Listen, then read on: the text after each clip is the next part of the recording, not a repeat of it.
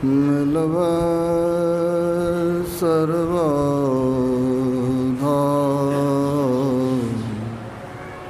मंगलमय मंगलकरण विनवा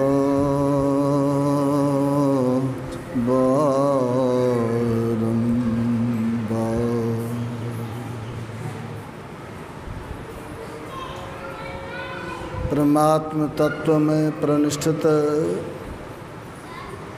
आराध्य देव के प्रतिमूर्ति एवं संत मत के वर्तमान आचार्य श्री के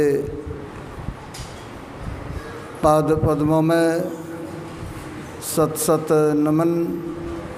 मंचस्थ पूज्यपाद गुरुजन, आदरणीय साधक वृंद, आदरणीय माताओं एवं भक्तिमती बहनों, परम संत बाबा देवी साहब कहा करते थे, चिता में जलने और कब्र में दाखिल होने से पहले मोक्ष प्राप्त कर लो। जीवन का प्रारंभ माँ के गर्भ से जैसे बाहर होते हैं तो प्रारंभ होता है, और अंत चिता या कब्र में दाखिल होकर या दाखिल होने से हो जाता है। बीच के समय का सदुपयोग हम लोगों को करना चाहिए। यह मानव जीवन पाने के बाद हमें किस तरह का काम करना चाहिए, इस तन को प्राप्त करने के बाद अगर इसको विषयों में लगाते हैं तो तन की सार्थकता सिद्ध नहीं होगी। भगवान श्री राम ने भी बड़ा अच्छा कहा, यही तन कर फल विषय न भाए, स्वर्ग स्वल्प अंत दुखदाई। इस तन की सार्थकता सिद्ध तो तब होगा जब हम अपने आप को संत सद्गुरु के चरणाश्रित कर उनसे साधना की विधि को जानकर साधना करेंगे और अंत में साध्य को प्राप्त कर लेंगे। अगर हम अपने आप को संत सद्गुरु के चरणाश्रित नहीं किए हैं तो संत कबीर साहब ने भी बड़ा अच्छा कहा, जिनकी लगन गुरु सो नाही, ते नर खर कुकर सम जग में वृथा जन्म गवाही। कहते हैं मनुष्य शरीर तो प्राप्त कर लिया, लेकिन अपने आप को संत और गुरु के चरणों में नहीं रखा तो हमारा जीवन पशुवत हो जाएगा। जिस तरह पशु का जीवन होता है उसी तरह मानव का भी जीवन हो जाएगा। तो मानव को मानव बनाता है सत्संग।